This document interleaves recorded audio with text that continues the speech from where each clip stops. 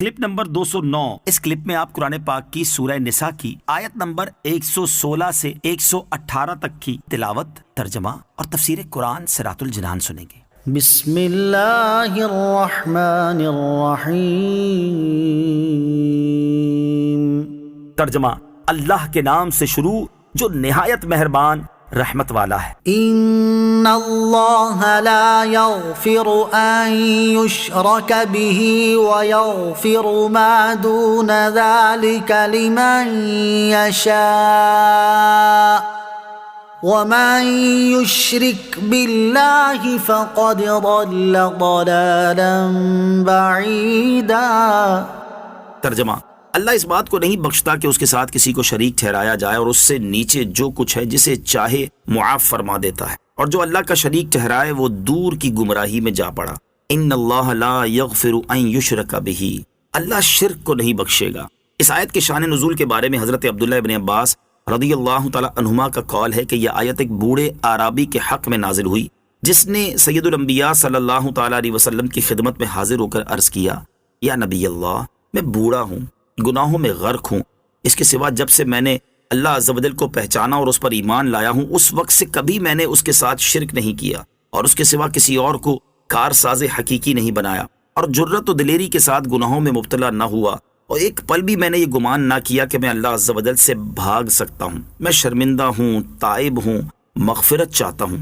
اللہ عز و جل کہ یہاں میرا کیا حال ہوگا، اس پر یہ آیت نازل ہوئی۔ آیت ان اللہ لا یغفر ان یشرک بہ سے معلوم ہونے والے مسائل۔ نمبر 1، یہ آیت اس بات کی قطعی دلیل ہے کہ شرک نہیں بخشا جائے گا جبکہ مشرک اپنے شرک پر مرے، اور یہی حکم کفر کا ہے، بلکہ علماء نے یہاں شرک سے مراد کفر لیا ہے۔ ہاں، کافر و مشرک زندگی میں توبہ کرے تو اس کی توبہ یقیناً مقبول ہے۔ نمبر 2، آیت سے یہ بھی معلوم ہوا کہ گناہ کبیرہ، حقوق اللہ اور حقوق العباد تمام گناہ قابل مغفرت ہیں، اگرچہ حقوق العباد کی مغفرت کا طریقہ یہ ہوگا کہ اللہ عز و جل حق العبد صاحب حق سے معاف کرا دے گا۔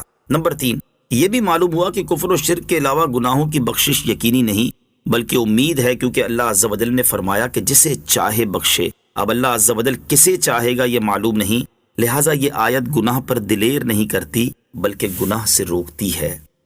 إِن يَدْعُونَ مِن دُونِهِ إِلَّا إِنَاثًا وَإِن يَدْعُونَ إِلَّا شَيْطَانًا مَرِيدًا۔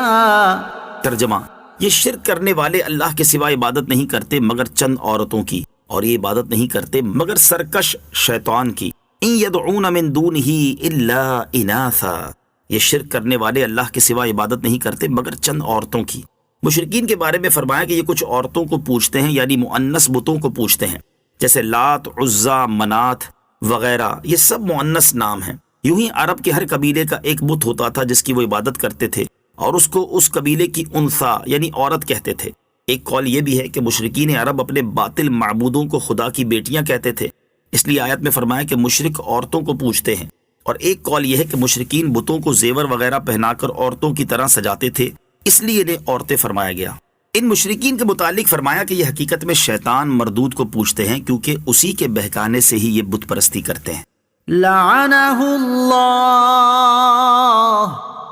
وقال لأتخذن من عبادك نصيبا مفروضا۔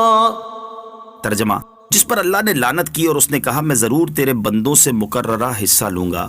لعنہ اللہ، جس پر اللہ نے لعنت کی، یہاں شیطان مراد ہے۔ اس پر اللہ عز و جل نے لعنت کی اور اس نے کہا تھا کہ میں تیرے بندوں سے مقررہ حصہ ضرور لوں گا، یعنی انہیں اپنا اطاعت گزار بناؤں گا۔